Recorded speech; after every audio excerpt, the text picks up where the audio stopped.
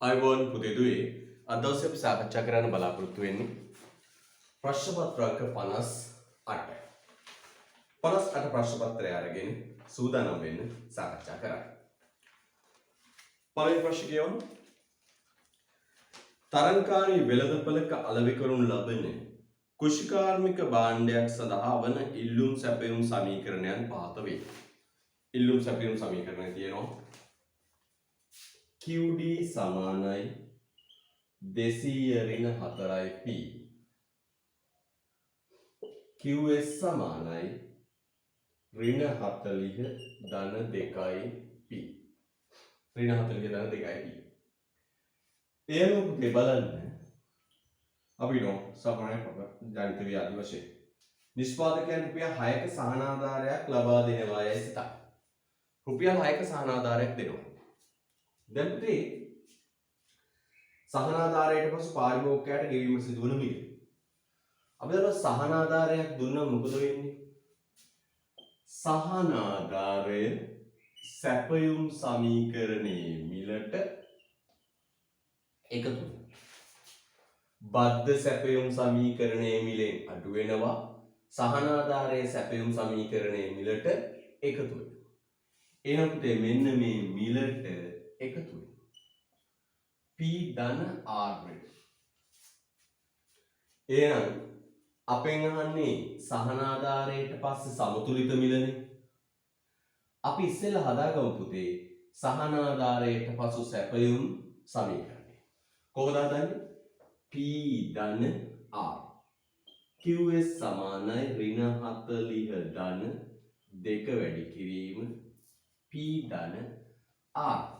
සහනාධාරය කීයද පුතේ? රුපියල් 6යි. රුපියල් 6ක සහනාධාරය. හරි. QS සමානයි ඍණ 40 ධන එතකොට වැඩි කරන්න 2යි P ධන 12. ඒ අනුව QS සමානයි ඍණ 40යි ධන 12යි ඍණ 28 ධන 2යි P. මෙන්න පුතේ සහනාධාරයට පස්සේ සැපයුම් සමීකරණය. සහනාධාරයට පස්සේ සැපයුම් සමීකරණය.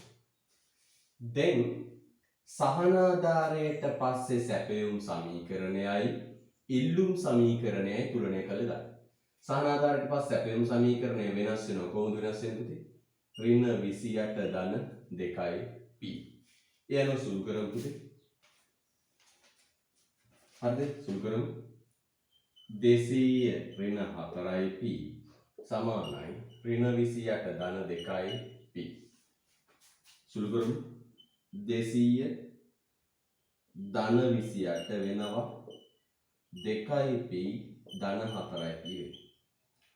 228 සමානයි 6යි P. දෙපැත්තම බෙදන්න පුතේ 6න් P සමානයි කීයද? මිල රුපියල් 38. එහෙනම් සහනාධාරයට පසු මිල. සහනාධාරයට පසු මිල කීයද පුතේ? රුපියල් 38ක්. සහනාධාරයට පස්සේ මිල කීයද එහෙනම් පුතේ? රුපියල් 38යි. හරිද? සහනාධාරයට පස්සේ මිල කීයද එහෙනම්? රුපියල් 38යි.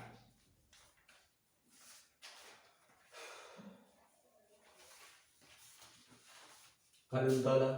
right.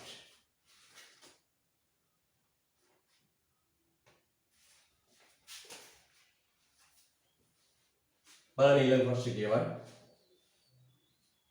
ඊළඟ ප්‍රශ්නේ කියවන්න. ශ්‍රමයේ ඵලදාව හා ශ්‍රමයේ ආන්තික ඵලදාව සහ සාමාන්‍ය ඵලදාව සමාන වන විට කියලා කියනවා. පුතේ මෙන්න මේ රූප සටහන ඊටාම වැදගත් රූප සටහන. අපිට නිතරම විභාගයේ ප්‍රශ්නේ ඵලදාව හා පිරිවැය. මේ රූප සටහන පුතේ අපිට නිතරම විභාගයේ ප්‍රශ්නෙන ඊටාම වැදගත් රූප සටහන. මොකක්ද මේ රූප සටහන පුතේ? ඵලදාව හා පිරිවැය අතර සම්බන්ධය තියෙන රූප සටහන. අපි මතක් කරමු. මතක් කරමු රූපේ. මෙන්න L MP AP ආන්තික ඵලදාවයි සාමාන්‍ය ඵලදාව. මෙන්න පුතේ MP මෙන්න පුතේ AP. ඔබ දන්නවා සාමාන්‍ය ඵලදාවක්‍රේ උපරිම ලක්ෂය කපාගෙන ආන්තික ඵලදාවක්‍රේ පහළට යනවා. මේ මොකක්ද පුතේ? කෙටි කාලයේ ඵලදා වක්‍ර. කෙටි කාලයේ ඵලදා වක්‍ර. හරිද? ඊට පස්සේ අපි මේකට සෙට් කරලා ගහනවා කෙටි කාලේ මොන වක්‍රද? පිරිවැය වක්‍ර. MC AC. කොහොමද යන්නේ? පුතට මතකයි අපි මේ රූප සටහන අඳින ක්‍රමය. Men MC men AC. අප මේ තියෙන්නේ කෙටි කාලයේ පිරිවැය වක්‍ර. කෙටි කාලයේ පිරිවැය වක්‍ර. කෙටි කාලයේ පිරිවැය වක්‍ර. හරිද? right. මතක් වෙන්න දාගන්න.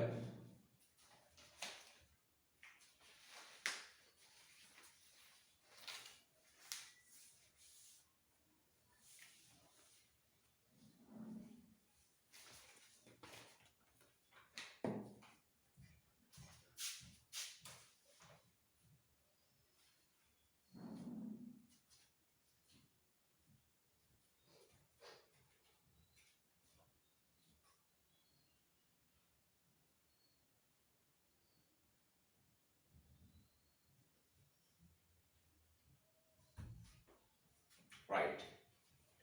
පුතේ බලන්න පුතේ හොඳට අපි මේකේ ලක්ෂණ ටික පොඩ්ඩක් මතක් කරමු. ආන්තික ඵලදාව උපරිම වෙනකොට ආන්තික පිරිවැය අවම වෙනවා. සාමාන්‍ය ඵලදාව උපරිම වෙනකොට සාමාන්‍ය පිරිවැය අවම වෙනවා. සාමාන්‍ය විචල්්‍ය පිරිවැය පුතේ පොඩ හදා ගන්න. ABC අවම වෙනවා. හරිද?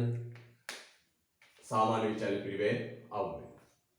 ඊට පස්සේ සාමාන්‍ය ඵලදා වක්‍රයේ උපරිම ලක්ෂය කපාගෙන ආන්තික ඵලදා වක්‍රය යන්නේ.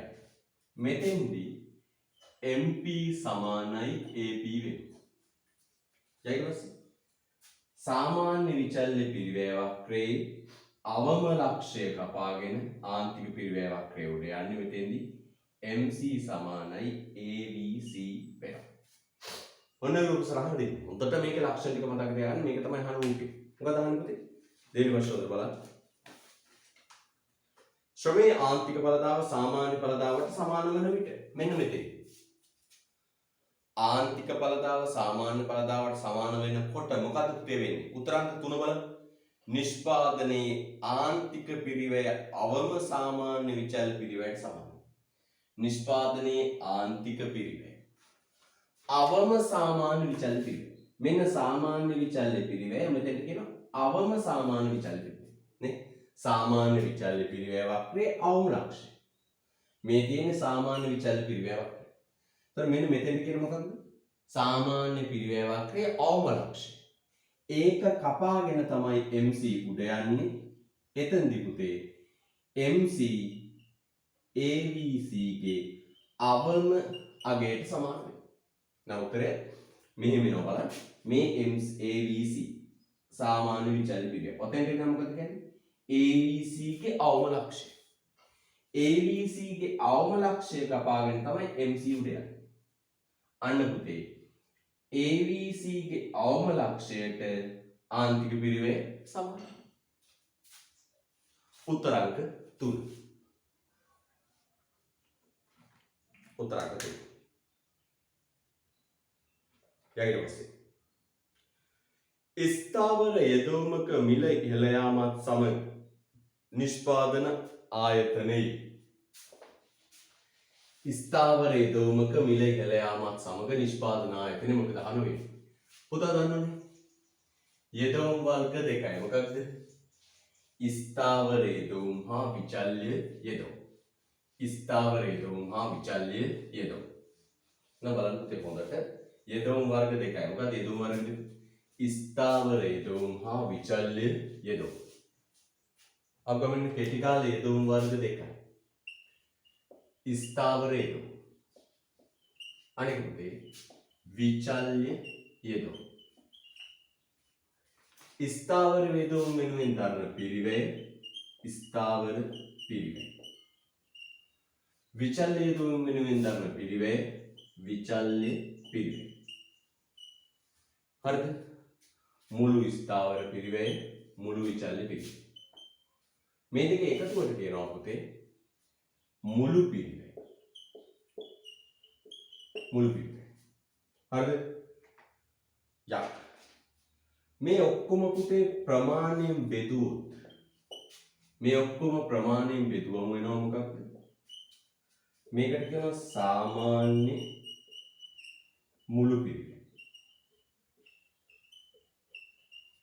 මේකට කියනවා සාමාන්‍ය ස්ථාවර පිරිවැය. මුළු විචල්්‍ය පිරිවැය ප්‍රමාණයෙන් බෙදුවම කියනවා සාමාන්‍ය විචල්්‍ය පිරිවැය. හරිද? සාමාන්‍ය විචල්්‍ය පිරිවැය. ස්ථාවර යෙදවුමක මිල ඉහළ යාමක් නිසා මොකද වෙන්නේ? මෙන්න මේ ස්ථාවර යෙදවුම් වල මිල ඉහළ යාමක් නිසා මොකද වෙන්නේ? මුළු ස්ථාවර පිරිවැය වැඩි වෙනවා. මුළු ස්ථාවර පිරිවැය වැඩි වෙනවා. මුළු ස්ථාවර පිරිවැය වැඩි වෙනකොට සාමාන්‍ය ස්ථාවර පිරිවැය වැඩි වෙනවා. සාමාන්‍ය මුළු පිරිවැය වැඩි වෙනවා. එන අපේ ගන්න උත්තරාංක දෙක පුතේ සාමාන්‍ය මුළු පිරිවැය වැඩි වෙලා සාමාන්‍ය මුළු පිරිවැය වක්‍රය ඉහළට විතැන් වෙනවා. උත්තරාංක දෙක. සාමාන්‍ය මුළු පිරිවැය වක්‍රය ඉහළට විතැන්. ඒ කියන්නේ පුතේ බලන්න. ස්ථාවර යෙදවුමේ මිල වැඩි වෙනකොට ස්ථාවර පිරිවැය වැඩි වෙනවා. ස්ථාවර පිරිවැය වැඩි වෙනවා කියන්නේ ප්‍රමාණයෙන් බෙදුවම පස්සේ මොකද්ද? සාමාන්‍ය ස්ථාවර පිරිවැය. සාමාන්‍ය ස්ථාවර පිරිවැය වැඩි වෙනවා. සාමාන්‍ය ස්ථාවර පිරිවැය වැඩි වෙලා සාමාන්‍ය මුළු පිරිවැය වක්‍රය. සාමාන්‍ය මුළු පිරිවැයත් වැඩි වෙනවා. සාමාන්‍ය මුළු පිරිවැය වැඩි වෙලා සාමාන්‍ය මුළු පිරිවැයක් ඉහළට විතැන් වෙනවා. උත්තරාංක 2.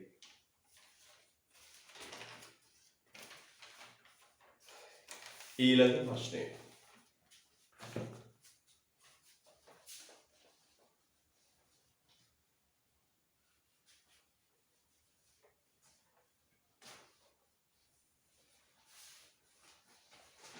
කියවන හොඳින් ප්‍රශ්නේ. කිසියම් නිෂ්පාදන ආයතනයක ශ්‍රමිකයන් 100 සිට 101 දක්වා වැඩි වන විට මෙන්න ශ්‍රමිකයෝ 100 ඉඳන් 101ට වැඩි වෙනවා. ශ්‍රමිකයෙකු දෛනිකව 600 සිට 650 දක්වා වැඩි වෙනවා. වැටුප කීයද?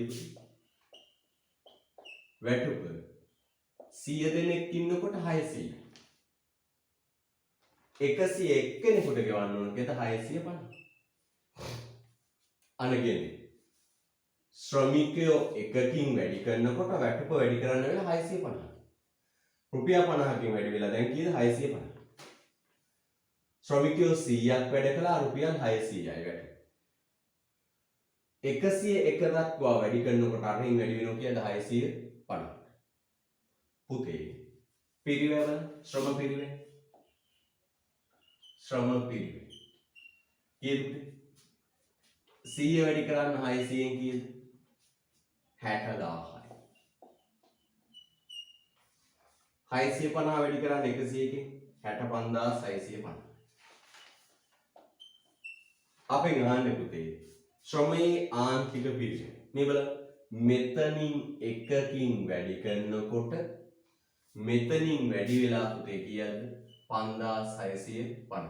ඔන්නෝකට කියනවා ශ්‍රමයේ ආන්තික පිරිවැය.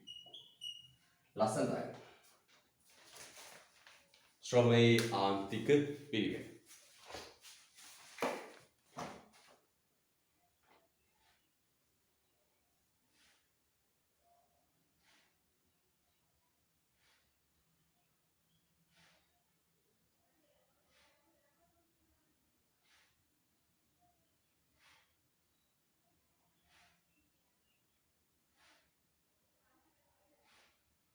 right.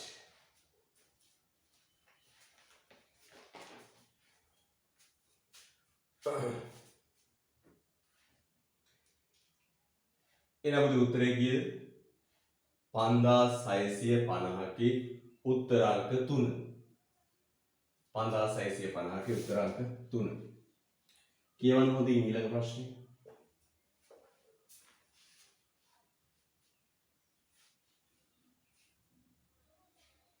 හරි. මෙන්න අපගොත්තේ TC සමානයි TFC ධන TVC. මුළු පිරිවැය සමානයි මුළු ස්ථාවර පිරිවැය ධන මුළු විචල්්‍ය පිරිවැය. ස්ථාවර පිරිවැයකුවේ ස්ථාවර යෙදවුම් වලට ධර්මය. මොනවද පුතේ? ගොඩනැගිලි, කර්මාන්තශාලා වගේ, භූමිය වගේ ඒවා. මුළු විචල්්‍ය පිරිවැයකුවේ විචල්්‍ය යෙදවුම් වලට ධර්මය. විචල්්‍ය යෙදවුම් වලට ධර්මය. හරිද? විචල්්‍ය යෙදවුම් වලට ධර්ම ඒ. එතකොට බලන්න පුතේ හොඳට ශ්‍රමයට ගෙවන වැටුප. එහෙනම් පුතේ ශ්‍රමය කියන්නේ මේ විචල්්‍ය යෙදවුම. ශ්‍රමය කියන්නේ නිපදවන ඒකක සංඛ්‍යාවත් සමග වෙනස් වන විචල්්‍ය යෙදවුම. ශ්‍රමය. දැන් පුතේ ශ්‍රමයට අදාළ විචල්්‍ය පිරිවැය දෙගුණ වෙනවා. ශ්‍රම පිරිවැය දෙගුණ වෙනවා කියන්නේ පුතේ විචල්්‍ය පිරිවැය වැඩි වෙනවා. විචල්්‍ය පිරිවැය වැඩි වෙලා මුළු පිරිවැය වැඩි වෙනවා. හැබැයි ස්ථාවර පිරිවැයේට ඒකේ බලපෑමක් නැත. දග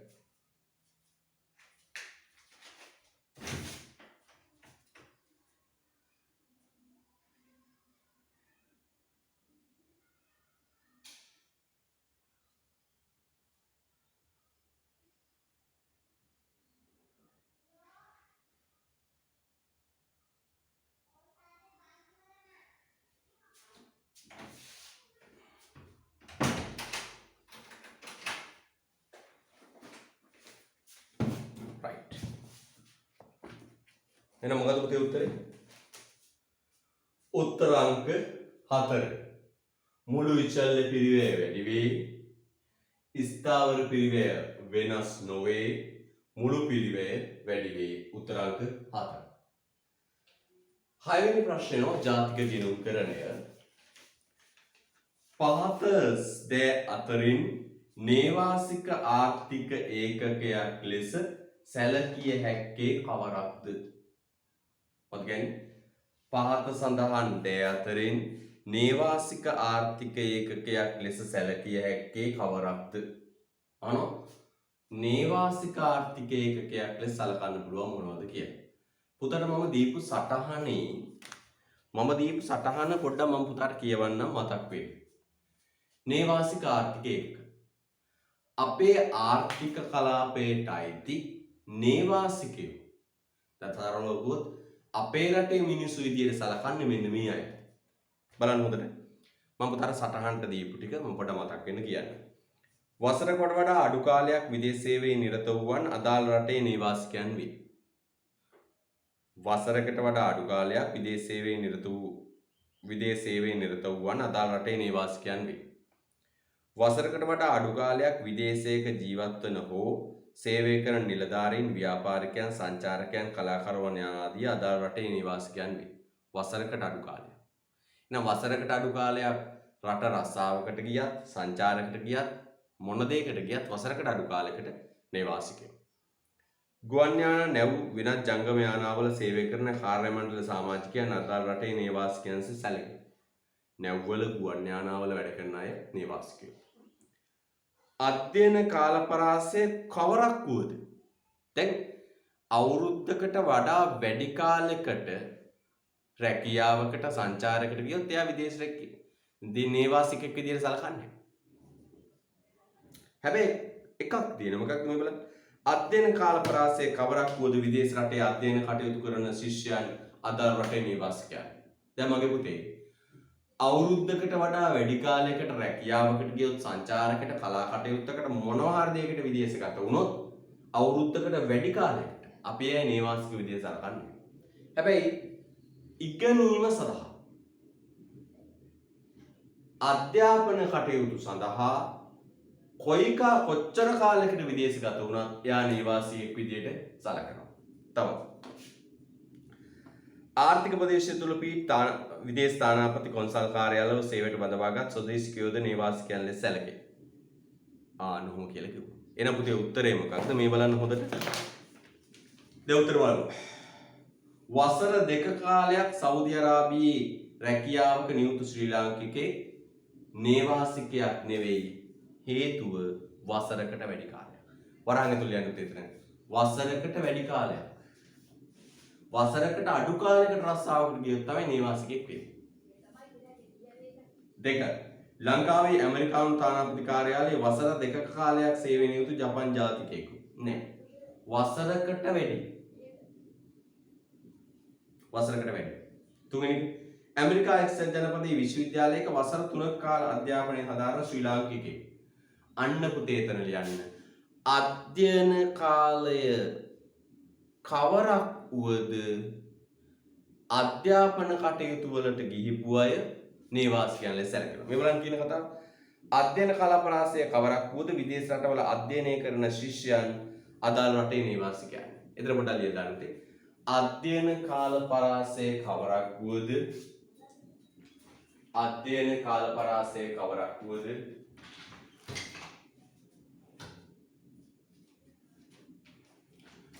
අධ්‍යයන කාලපරාසය කවරක් වුවද විදේශගතව සිටින ශිෂ්‍යයන්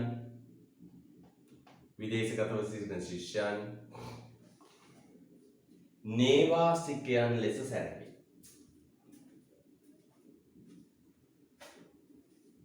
අධ්‍යයනය ලබන කාලපරාසය කවරක් වුවද විදේශගතව සිටින ශිෂ්‍යයන් නේවාසිකයන් ලෙස සැලකේ. විදේශගතව සිටින ශිෂ්‍යයන් නේවාසිකයන් ලෙස සැලකේ. Next one. එනම් අපේ 6ට උත්තරය 3. 6ට උත්තරය 3. 7 අහනවා පුතේ. ආර්ථිකය තුල සිදු වූ ගනුදෙනු අතරින් කීපයක් වේ. මෙම ගනුදෙනු අතරින් සුද්ධ ජාතික ආදායම ඉහළ යාමට දායක වී ඇත්තේ කවරක්ද? සුද්ධ ජාතික ආදායම ඉහළ යාමට දායක වී ඇත්තේ කවරක්ද කියලා අහනවා. බලන්න හොඳට. සුද්ධ ජාතික ආදායම ඉහළ යාමට දායක වී ඇත්තේ කවරක්ද? බලමු. සුද්ධ ජාතික ආදායම ඉහළ යාමට දායක වී ඇත්තේ කවරක්ද? 1. වාණිජ බැංකුවක් මහ බැංකුවෙන් රුපියල් මිලියන 6කට සුරකුම්පත් මිලදී ගැනීම. ඕවා ගන්නේ නෑ පුතේ. ඔය සුරකුම්පත් මිලදී ගැනීම වලට අපි නමක් කියන මොකක්ද කියනනම් සුද්ධ මූල්‍ය ගනුදෙනුව. ලියන්න තැන පුතේ. සුද්ධ මූල්‍ය ගනුදෙනුවකි. ජාතික ගිණුම් වලට ඇතුළත් වෙන්නේ. සුද්ධ මූල්‍ය ගනුදෙනුවකි ජාතික ගිණුම් වලට ඇතුළත් වෙන්නේ.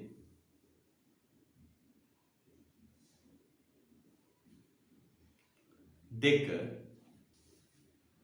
කොළඹ නගරයේ ඉඩම් මිල 15%කින් ඉහළ යාම.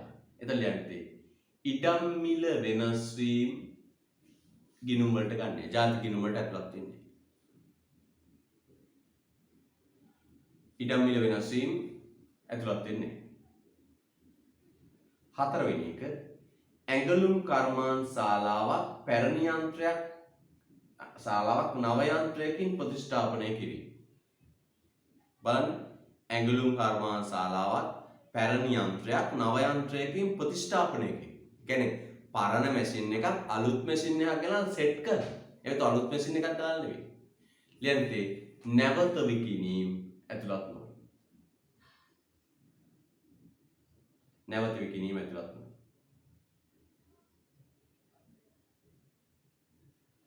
ඊපස්සේ ශ්‍රී ලංකා මහ බැංකුව විදේශ විනිමය වෙළඳපොළෙන් රුපියල් එක්සත් ජනපද ඩොලර් මිලියන 100ක් මිලදී ගැනීම ලියන්නේ සුද්ධ මූල්‍ය ගනුදෙනු ඇතුළත් වෙන්නේ. එහෙනම් මොකද්ද පුතේ ඉතුරු වෙච්ච එක අපිට? සිංහරාජ වනාන්තරයේ පැරණි ගස් කීපයක් කපා නීති විරෝධීව ප්‍රවාහනය කිරීම. අපි කිව්වා පුතේ නීති විරෝධීද නැද්ද යන්න ජාතික ගිණුම්කරණයේදී වැදගත් නොවේ. ජාතික ගිණුම්කරණයේදී සලකා බලන්නේ ඵලදායීද නැද්ද යන්නේ. අන්න ඒවා ක්ලියර් දාමු පුතේ. උත්තරය ඒක උත්තරාංක 3 එතන ලියන්නේ. එතන ලියන්නේ. ජාතික ගිණුම්කරණයේදී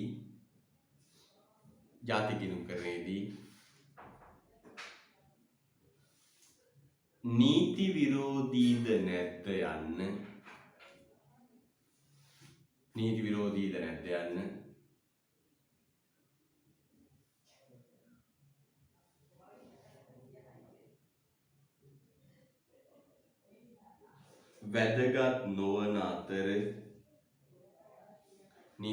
නැද්ද යන්න වැදගත් නොවන අතර ඵලදායීද නැද්ද යන්න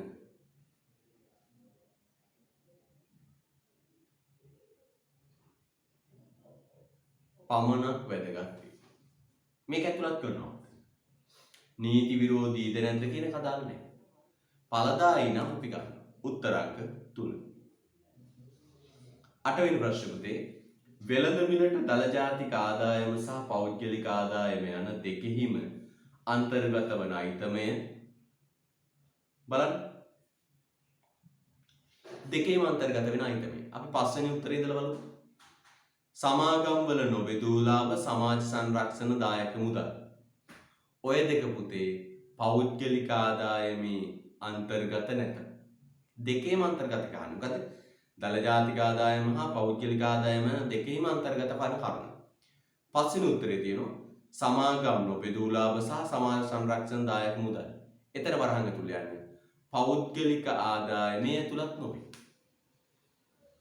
පෞද්ගලික ආදායමේ ඇතුළත් නොවේ. හතරවෙනි උත්තරය විශ්‍රාම වැටුප් කොටස් හිමියන්ට ගෙවන ලාභාංශ. විශ්‍රාම වැටුප් කියන්නේ සංක්‍රාමයක්. විශ්‍රාම වැටුප් කියන එක ඉරක් ඇඳලා එතන ඉස්සරහින් ලියන්න. විශ්‍රාම වැටුප් ජාතික ආදායමට ඇතුළත් නොවේ. විශ්‍රාම වැටුප් කියන එකට ඉරක් අඳින්න ඉස්සරහින් ලියන්න.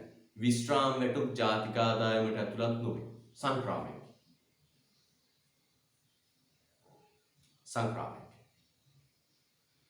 තුන්වෙනි ස්ථාවර ප්‍රාග්ධන පාරිභෝජනය හා සුද්ධ විදේශ පෞද්ගලික සංක්‍රාම.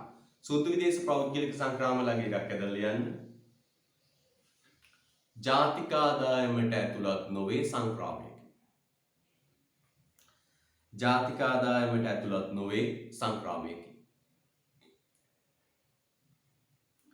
ජාතික ආදායමට ඇතුළත් නොවේ සංක්‍රාමයක.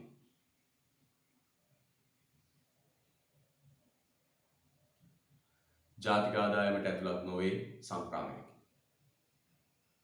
එනම් විදේශ පෞද්ගලික සංක්‍රාම ජාතික ආදායමට නැහැ. දෙවැනි උත්තරේ සේවක ආදායම හා සේවක අර්ථසාධක ආරම්භවලට දායක වීම. සේවක අර්ථසාධක ආරම්භවලට දායක වීම කියන වචනේ highlight කරලා ලියන්න. පෞද්ගලික ආදායමට ඇතුළත් නොවේ. ඒක මහ බැංකුවට යන්නේ කුටුම්බ වලට ගලා නොයන ආදායම. සේවක අර්ථසාධක දායක වීම මෙතන ලියන්න පෞද්ගලික ආදායමට ඇතුළත් නොවේ. එහෙනම් පුතේ උත්තරේ මොකක්ද? උත්තරාංක 1 පෞද්ගලික ආදායම් බද්ධ හා කොටස් හිමියන්ට ගෙවන ලාභාංශ. ඔය දෙකම පුතේ ජාතික පෞද්ගලික ආදායම ඇතුලේ තියෙනවා. right උත්තරාංක 1. 9 අහනවා සත්‍ය සුනිශ්චිත පෞද්ගලික පාරිභෝජන වියදමට ඇතුළත් නොවන අයිතමය. ඔය සත්‍ය සුනිශ්චිත පෞද්ගලික පාරිභෝජනය කියන්නේ පුතේ ඔය අලුත් concept එකක්. මේක ටිකක් අහන්න තියෙන ප්‍රවණතාව වැඩි. සත්‍ය සුනිශ්චිත පාරිභෝජන වියදම. මොකද්ද? සත්‍ය සුනිශ්චිත පාරිභෝජන වියදම. ඕක ටිකක් වැදගත් පුතේ. ඒ නිසා අහන්න තියෙන සම්භාවිතාව වැඩි. පුතේ සත්‍ය සුනිශ්චිත පාරිභෝජන වියදම කිව්වේ මේකයි. මොකද්ද? සත්‍ය සුනිශ්චිත පාරිභෝජන වියදම කිව්වේ මොකක්ද පුතේ? මෙන්න අපි කොහොම මේ ගෙවල් විසින් නිවාස විතින් පාරිභෝජන වියදම කියලා සලකන්නේ ඒ අය වෙළඳපොලේ මිලට ගන්න දේවල් විතරයි. මිලදී ගන්න වියදම් කරන දේවල් විතරයි. අපි ගිහිල්ලා හුවොත් ගෙදරකින් ඔයාලා ගෙදර ගිය මාසේ පාවිච්චි කරපු භාණ්ඩ ටිකේ වටිනාකම කීයද කියලා හුවොත් ඒ අය දුවල ගිහිල්ලා ගෙදරට ගෙනාව බිල් පට්ටි එකතු කරලා කියයි. මේ හාල් මෙච්චරයි, පොල් මෙච්චරයි, එළවලු මෙච්චරයි, තුනුපා මෙච්චරයි කියලා. කියයි රුපියල් 30000. ඒක තමයි එයාගේ පෞද්ගලික පාරිභෝජන වියදම. පෞද්ගලික පාරිභෝජන වියදම. කීයද? 30000. හැබැයි අපි අහනවා පුතේ ඒ අය පාරිභෝජනය කළේ කොච්චරද? පෞද්ගලික පාරිභෝජන වියදම 30000. ඒ පෞද්ගලික පාරිභෝජන වියදම කියලා මේ අය මේ කියන්නේ පුතේ ඒ අය වෙළඳපොලෙන් ගනින භාණ්ඩ ටිකේ වටිනාකම. ඒ අය වෙළඳපොලෙන් ගනින භාණ්ඩ ටිකේ වටිනාකම. හැබැයි පුතේ වෙළඳපොලෙන් ගත්තේ නැති රජය විසින් නොමිලේ දීපු භාණ්ඩ ටිකක් මේ අයට තියෙනවා. මොකක්ද? මොනවද? සමෘද්ධිය, පෙළපොත, නිල ඇඳුම, කොරෝනා වැක්සින් එක නේද? ඔය ටික. මේවට කියනවා පුතේ රජයේ පුද්ගල පාරිභෝජන. රජයේ පුද්ගල පාරිභෝජන. ආණ්ඩුව විසින් නිවාසවලට වෙන වෙනම දීපු ටික. බලන්න. සමෘද්ධියක දුන්නා, පෙළපොත දුන්නා, නිල ඇඳුම දුන්නා, කොරෝනා වැක්සින් එක දුන්නා, ත්‍රිපෝෂ දුන්නා, පෝෂණ මල්ල දුන්නා. නේද? ගෙවල් වලට තව දුන්නා. හැබැයි ඒව පුතේ මේ අය නොමිලේ ගත්ත නිසා පෞද්ගලික පාරිභෝජනයේ විදිහට සලකන්නේ. එයයි කියන්නේ අපි කියනවා ඇත්ත වශයෙන්ම පුතේ ගෙවල් පාරිභෝජනය කරපු ටික හොයාගන්න නම් සත්‍ය නිවැරදි සුනිශ්චිත වඩාත්ම තහවුරු වෙච්ච සත්‍ය සුනිශ්චිත ඇත්තටම නිශ්චිතව පෞද්ගලික පාරිභෝජන වියදම හොයන්න නම් පුතේ පෞද්ගලික පාරිභෝජන වියදම හොයන්න නම් මේ පෞද්ගලික පාරිභෝජන වියදමට මෙන්න මේ ටික එකතු කරන්න ඕන. රජයේ පුද්ගල පාරිභෝජන එකතු කරන්න. එකතු කළාට පස්සේ තමයි එන්නේ පුතේ මොකක්ද? සත්‍ය සුනිශ්චිත පාරිභෝජන වියදම. එහෙනම් පුතේ බලන්න හොඳට පුද්ගලික පාරිභෝජනය කිව්වේ මේ වෙළඳපොලෙන් ගනිපු ටික. ඊට පස්සේ පුතේ රජය විසින් ගෙවල් වලට වෙන වශයෙන් දීපු මෙන්න මේවායේ වටිනාකම එකතු වෙනවනේ මොකද? මේ පෞද්ගලික පාරිභෝජනයට. එහෙනම් පුතේ මේ දෙකේම එකතු අපි તો මේ ටිකේ වටිනාකම රුපියල් 10000යි කියලා. ඒ 10000ත් මෙතෙන්ට එකතු වෙනවා. එකතු වෙලා මෙතෙන්ට එන්න ඕන ගාන කීයද? 40000. හරිද? right. එහෙනම් පුතේ බලන්න හොඳට. ප්‍රශ්න 6 කියනවා මොකක්ද? සත්‍ය සුනිශ්චිත පෞද්ගලික පාරිභෝජන වියදමට ඇතුළත් නොවන අයිතමේ කුටුම්බ අවසන් පාරිභෝජනයේ ඇතුළත් වෙනවා. ලාභ අපේක්ෂාවෙන් තොරව ගෘහයකවට සේවා සපයන ආයතනවල පුද්ගල පාරිභෝජනය ඇතුළත් වෙනවා. රජයේ පුද්ගල පාරිභෝජන වියදම ඇතුළත් වෙනවා. ගෘහ ඒකකවල සත්‍ය සුනිශ්චිත පාරිභෝජන වියදම ඇතුළත් වෙනවා. උත්තරය පුතේ රජයේ සාමූහික පාරිභෝජන වියදම ඇතුළත් වෙනවා. ඇතුළත් වෙන්නේ රජයේ පාරිභෝජන වියදම කොටස් දෙකයි. මොකද රජයේ පුද්ගල පාරිභෝජනයයි රජයේ සාමූහික පාරිභෝජනයයි. සත්‍ය සුනිශ්චිතයකට ගත්තේ පුතේ රජයේ පුද්ගල පාරිභෝජනයේ විතරයි. සාමූහික ගත්තේ නැහැ. උත්තරාංක 4. උත්තරාංක 4. 10 වෙනි ප්‍රශ්නේ පුතේ පොඩි මුද්‍රණ දෝෂයක් තියෙනවා. ප්‍රශ්න අයින් කරන්න. 10 වෙනි ප්‍රශ්නේ පොඩි මුද්‍රණ දෝෂයක් තියෙනවා. 10 වෙනි ප්‍රශ්නේ ඉවත් කරන්න. 11 වෙනි ප්‍රශ්නට එනවා. ප්‍රශ්න 11. හොඳින් කියවන්න. හොඳින් කියවන්න.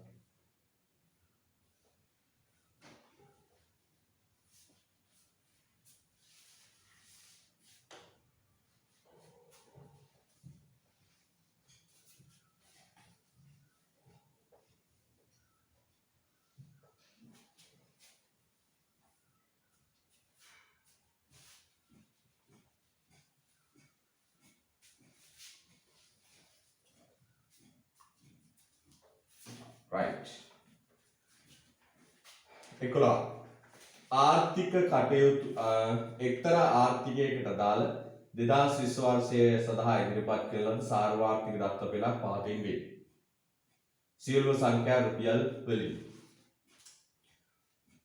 රාජ්‍ය පෞද්ගලික පාරිභෝජනයේ භාණ්ඩ සේවා ආනයන සුද්ධ අපනයන සම්පත් උපයෝජනය. අපෙන් අහනවා දේශීය ඉතුරුම් වලින්. අපි ඉස්සෙල්ලාම හොයාගමු පුතේ සම්පත් උපයෝජනය මතක් කරගන්න. සම්පත් උපයෝජනය කොහොමද එන්නේ? එක පෞද්ගලික පාරිභෝජනය. පෞද්ගලික පාරිභෝජනය, රාජ්‍ය පාරිභෝජනය, දල ආයෝජනය සහ අපනය. ඒ කියන්නේ රටේ තිබිච්ච සම්පත් ටික මොකද උනේ? ටිකක් පෞද්ගලික පාරිභෝජනය, ටිකක් රාජ්‍ය පාරිභෝජනය, ටිකක් දල ආයෝජනය, ටිකක් අපනය. හරිද? පුතා මතක තියාගන්න මෙන්න මේක අහන්න. පේපර් සාකච්ඡා කරාම තේරෙන්නේ තියරි පාඩම් බලන දරුවන්ට විතරයි. ඔබ ජාතික ගිණුම් සති ගානකින් බලපු නැති දරුවෙක් නම් ඔබ මේ ප්‍රශ්න පත්‍රයේ සාකච්ඡාව බලන එකේ තේරුමක් නැහැ. තියරි හොඳින් පාඩම් කරගත්ත දරුවන්ට තමයි ප්‍රශ්න පත්‍ර සාකච්ඡා කිරීම අපි දාන්නේ. ඔබ තියරි පාඩම් කරන්නේ නැති දරුවෙක් නම් අපරාධ මේක බලන එකේ තේරුමක් නැහැ. ඔබ මේකෙන් අයින් වෙලා තියරි පොත බලන්න. පැහැදිලිද? right. පෞද්ගලික පාරිභෝජනය, රාජ්‍ය පාරිභෝජනය, දල ආයෝජනය සහ අපනයන. සම්පත් උපයෝජනයේ තියෙනවා පුතේ කීයද? 4800ක්. පෞද්ගලික හා රාජ්‍ය පාරිභෝජනයේ තියෙනවා කීයක්ද? 2000. දල ආයෝජනය දන්නේ නැත. අපනයන හොයාගන්න ඕන. අපනයන හැදෙන්නේ කොහොමද? nx සමානයි x ඍණ m. අපිට සුද්ධ අපනයන දෙනවා කීයද? ඍණ 300. අපනයන දෙනවා පුතේ. මේ ආනයන දෙනවා කීයද? 1200. එහෙනම් පුතේ අපනයන කීයද තිබිලා තියෙන්නේ? අපනයන තිබිලා තියෙන්නේ 900. එහෙනම් මෙතන අපනයන කීයද? 900. එහෙනම් මට දැන් කියන්න පුතේ දල ආයෝජනය කීයද? දල ආයෝජනය කීයද? දල ආයෝජනය කීයද? 2900යි 4800න් 2900ක් ගියාම කීයද? දල ආයෝජනය 1900. එහෙනම් දල ආයෝජනය උතරින් හොයාගන්න. කොහොමද දල ආයෝජනය හොයාගත්තේ? 2000යි 1900 ඔන්න 4800 හැදිච්ච හැටි. එහෙනම් අපි හොයාගත්ත පුතේ දල ආයෝජනය කීයද? 1900. පුතාට මතකයි දේශීය ඉතුරුම් හොයන්නේ කොහොමද? දේශීය ඉතුරුම් හොයන්නේ මෙන්න. දැන් පටගාල සූත්‍ර මතක් වෙනවා. දේශීය ඉතුරුම් සමානයි දල දේශීය නිෂ්පාදනය අඩු කරන්න ඕන මුළු පාරිභෝජනය. දල දේශීය නිෂ්පාදනය අඩු කරන්න ඕන මුළු පාරිභෝජනය. දතේනි හැදෙන්නේ කොහොමද? C ධන, I ධන, G ධන, NX. මුළු පාරිභෝජනය කිව්වේ C ධන G. දැන් සුළු වෙනවා. C ට C කැපිලා යනවා, G ට G කැපිලා යනවා. ඉතුරු වෙන්නේ මොකක්ද? NX I ධන NX. I ධන NX. දේශීය. එහෙනම් දේශීය ඉතුරුම් කියන්නේ ආයෝජනයේ ධන සුද්ධ අපනයි. ඒත් ආයෝජනයේ හොයාගත්ත කීයද පුතේ? 1900. සුද්ධ අපනයි ගානේ දීලා තියෙනවා කීයද? ඍණ 300. එහෙනම් පුතේ දේශීය ඉතුරුම් කීයද? දේශීය ඉතුරුම් 1600. හදාගන්න ලස්සන. තේරි බලන්න ඇතිලරුවෙක් නම් ඔබ මේව බලන එකේ තේරුමක් නැහැ. මොකක්ද කියලා ඇති විෂයන් තුන සමානව බර තියන්න ඕන. මේ ඉකෝන් කියන්නේ පාඩම් කරන්න තියෙන දෙයක්. නැවත නැවත මේව පාඩම් කරන්න ඕන.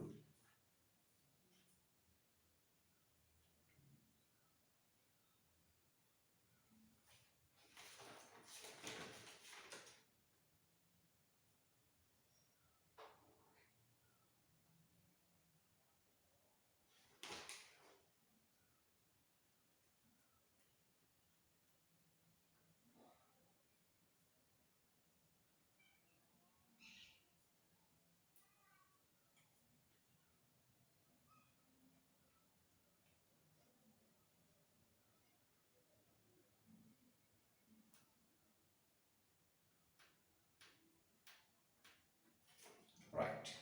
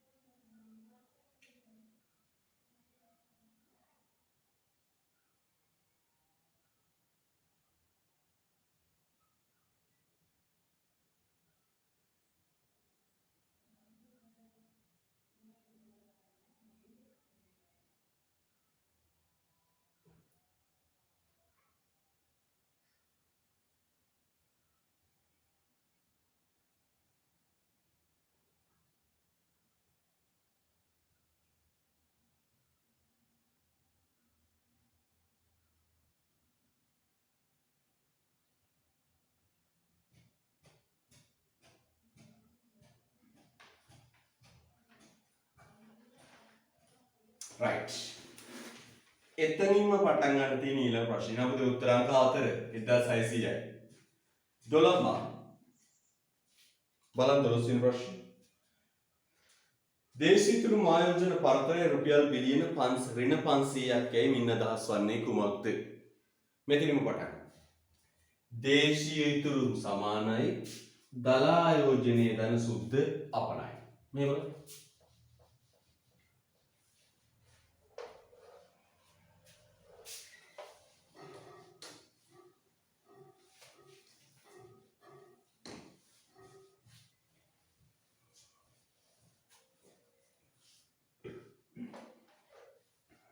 බලන්න ඕනේ.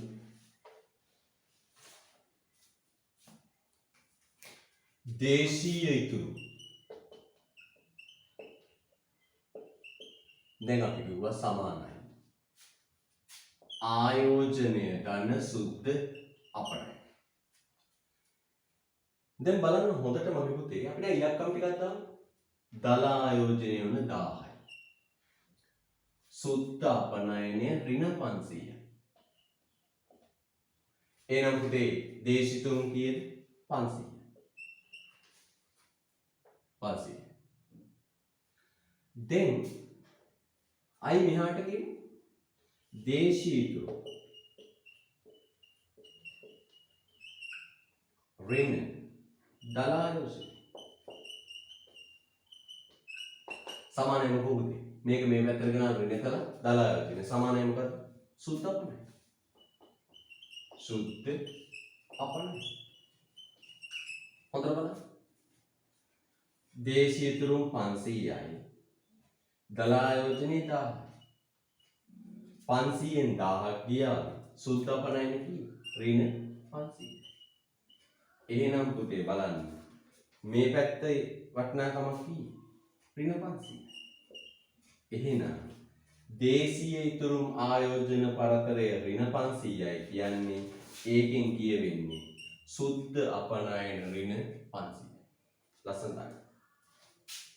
සුද්ධ අපනයන ඍණ 500ක් බවය උත්තරාංක 3.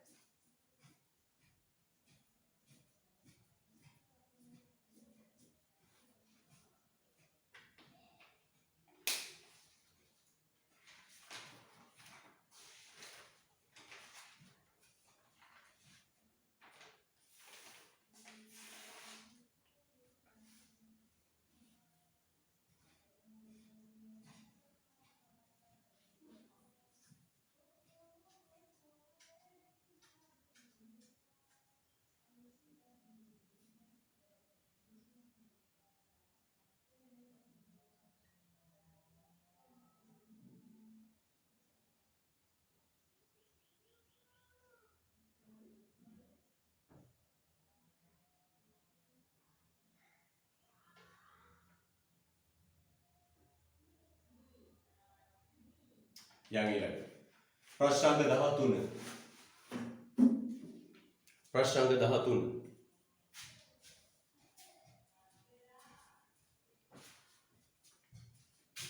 යා ප්‍රශ්න අංක 13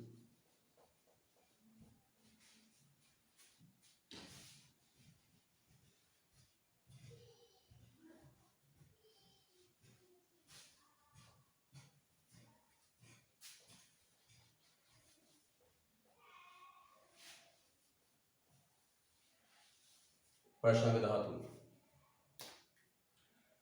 පවත්නා මිලට ඒක පුද්ගල දලදේශීය නිෂ්පාදනය පවත්නා මිලට ඒක පුද්ගල දදේනි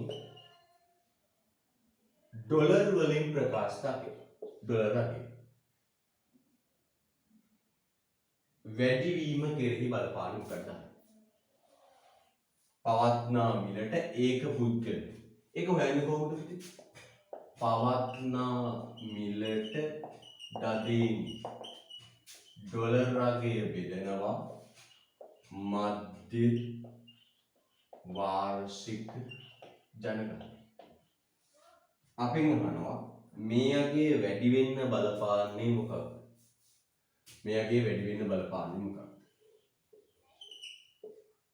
මොනවද වැඩි වෙන්න බලපාන්නේ එක මූර්ත නිමවුම වැඩි වෙනවා පවත්නා මිලට දෙකක් තියෙනවා එකක් මූර්ත වටිනාකමයි අනිත් එක මිල වෙනසයි මූර්ත වටිනාකම වැඩි වීම මූර්ත වටිනාකම වැඩි වෙනවා එහෙනම් පළවෙනි තීරුවේ වැඩිවීම කියලා තියෙන ඒවා හයිලයිට් මේ ටික් කරන්න වැඩිවීම කියලා තුනක් තියෙනවා එහෙනම් ඒ තුනට ටික් දාන්න මධ්‍ය වාර්ෂික ජනගහනය අඩු වෙනවා. එතකොට තමයි අරක වැඩි වෙන්නේ. දෙවෙනි තීරුවේ අඩුවීම කියන ඒවා ටික කරන්න. ඒත් උත්තරයක් හොයාගන්න බැහැ නේද? right. තුන්වෙනි තීරුව පොදු මිල මට්ටම වැඩි වෙනවා. මේ පවත්නා මිලට දදේනි කෑලි දෙකයිනේ පුතේ. මිල වැඩි කිරීම ප්‍රමාණය. ප්‍රමාණය තමයි මූර්ත කිරීම. එහෙනම් මූර්තයත් වැඩි වෙන්න ඕන මිලත් වැඩි වෙන්න ඕන. ප්‍රමාණයයි මිලයි දෙකම වැඩි වෙන්න ඕන. පොදු මිල මට්ටම වැඩි වීම. රුපියලේ විදේශකය. පැහැදිලිද? මේ බලන්න හොඳට. එකයි ඩොලර්ස් රුපියල් 200. එකයි ඩොලර් එකයි රුපියල් 200. අනිත් පැත්තට එකයි රුපියල් ඩොලර් කීයද? 0.005. මෙන්න මේකට කියනවා පුතේ නමක් රුපියලේ විදේශ අගය. මොකද මේක කියන්නේ? රුපියලේ විදේශ අගය. මුදලේ විදේශ අගය. මුදලේ විදේශ අගය. හරිද? පුතේ මුදලේ විදේශ අගය අඩු වෙනකොට මේ ඩොලර් රාගය වැඩි වෙනවා. මේ ඩොලර් රාගය මුදලේ වැඩි වෙනවා. හරිද? මුදලේ විදේශ අගය අඩු වෙනකොට ඩොලර් රාගය වැඩි වෙනවා. ඒ වගේ මුදලේ විදේශ අගය වැඩි වෙනකොට මුදලේ විදේශ අගය වැඩි වෙනකොට මෙන්න මේ අගය වැඩි වෙනකොට මේ ඩොලරේ හුවමාරු වන අගය අඩු වෙනවා. එහෙනම් බලන්න. විදේශ අගය වැඩි වෙනකොට අපේ මේ ඩොලරයට ගෙවන රුපියල් අගය අඩු වෙනවා. එහෙනම් පුතේ මුදලේ විදේශ අගය වැඩි වෙනකොට ඩොලරයට ගෙවන රුපියල් ප්‍රමාණය අඩු වෙනවා. මෙතන ඩොලර් කරද්දි බෙදෙන ඉලක්කම අඩු වෙනවා.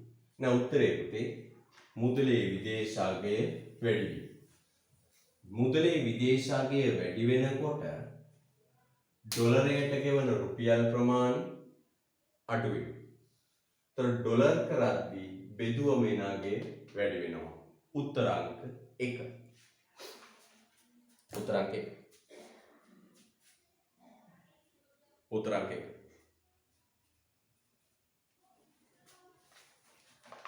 17 රටක සමස්ත ඉල්ලුම ගණනයේදී ඇතුළත් නොකරන සංරචකය වනුයේ. සමස්ත ඉල්ලුම ගණනයේදී ඇතුළත් නොකරන සංරචකය වනුයේ. ඇතුළත් නොකරන සංරචකය වනුයේ. සමහර ඉල්ලුම ගණනය කරන්නේ aggregated demand නැත්නම් E කොහොමද එන්නේ? C ධන, I ධන, G ධන, NX. බලන්න. ගණනය ඇතුළත් නොකරනුයේ. මෙන්න සමහර ඉල්ලුම කුටුම්බ පාරිභෝජන ඉල්ලුම, රාජ්‍ය පොදු පාරිභෝජන දල ආයෝජන ඉල්ලුම, රජයේ පාරිභෝජනය සහ අපනයන. හරිද? මොනවද ඇතුළත් වෙන්නේ? මේ ඇතුළත් වෙනවා. පළවෙනි එක දල දේශීය ප්‍රාග්ධන සම්පාදනය ඇතුළත් වෙනවා. රාජ්‍ය පොදු පාරිභෝජනය ඇතුළත් වෙනවා.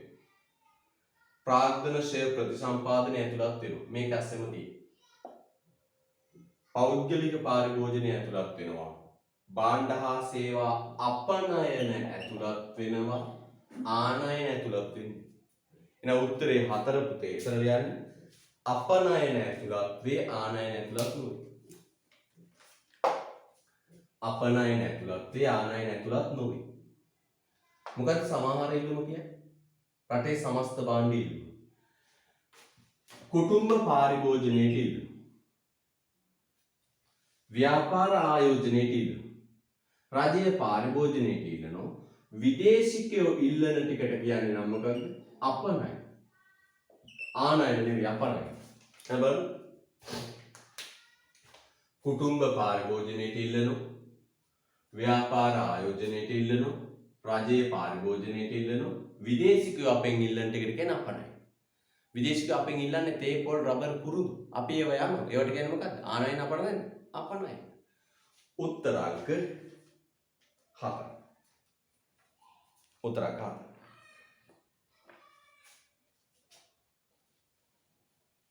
4.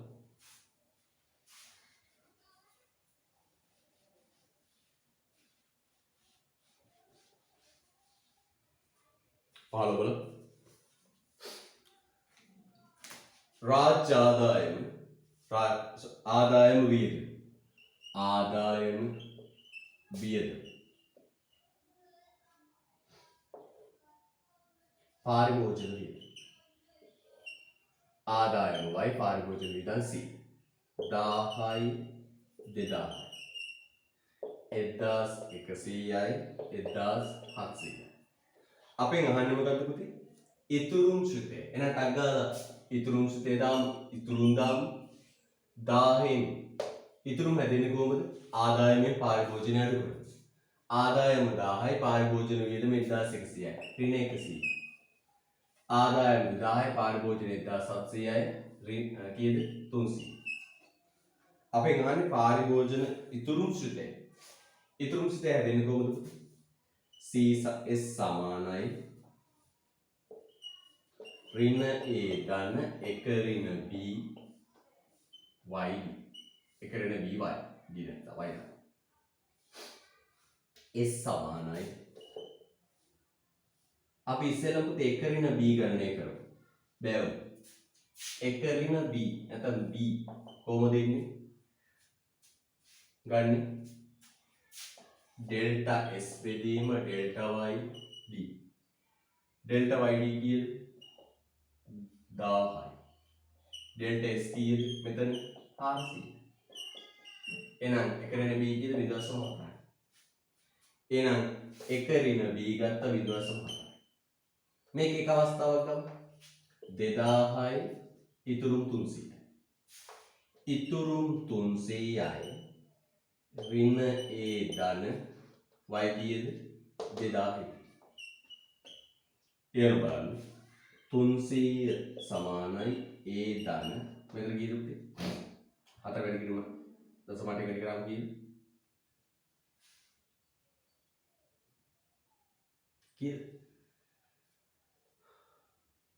80 බලන්න.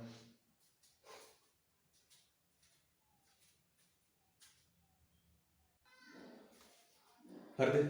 right. 2000 වැඩි කිරීම දශමාන්තර කීයද? 800. එහෙනම් මේ පැත්තට ගියමු. 300 ඍණ 800 සමානයි ඍණ a. ඍණ a සමානයි පුතේ කීයද? 800. ඍණ 800.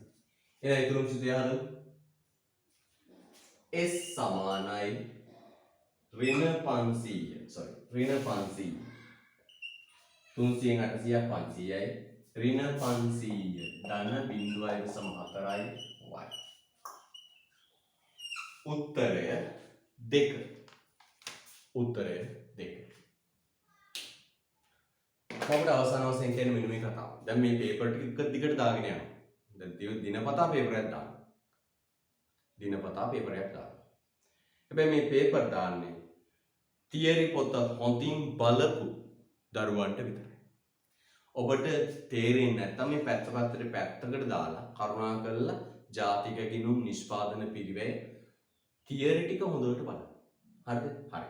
එහෙනම් පුතේ ආයුබෝවන් අපි ඊළඟ ප්‍රශ්න පත්‍රයෙන් හමු.